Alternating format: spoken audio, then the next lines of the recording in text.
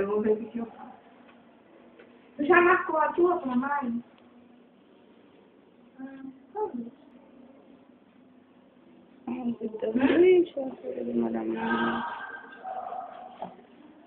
A do posto também, é difícil, é só daqui. Tu vai comer? De marcar.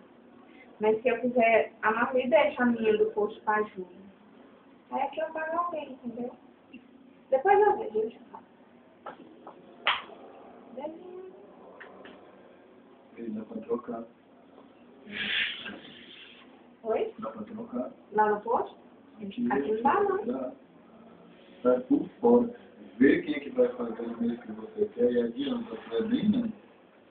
A pessoa faz antes, tu faz depois. É só. Às vezes a pessoa falta com isso ainda. A sério. Pois é. Mas tu faz trocar lá mesmo, mas Lá na é. gerência. Mas será que pode? Se a pessoa quiser Tu vai direto mesmo? maio. Eu também. Maio e junho. De dia 15 de maio ao dia 15 de junho. A minha é o mês de maio sozinho. Pode ir, eu tô aqui.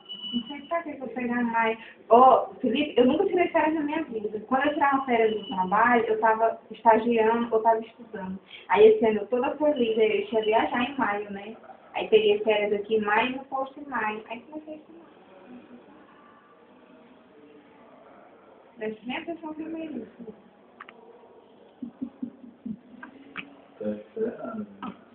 A do posto eu consigo mudar. Eu vou ligar amanhã, vou tentar. É doido, eu preciso viajar, não preciso estar. Quem sabe, né? Nessa viagem que eu faço meu menino, Olha aí. já tô entrando em fase de pânico já. Tem que se acalmar. Depois tu mais essa garrafada aí, isso dá certo. Ai, A minha não engravida não, ela tomou muito. foi? Por quê? Ela também é vontade Fiz né? espermograma e o médico disse que você não pula cerca não.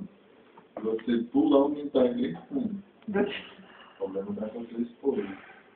Aí eu vou ter paciente, não posso te dar um filho, você está menina, é doido, te acalma.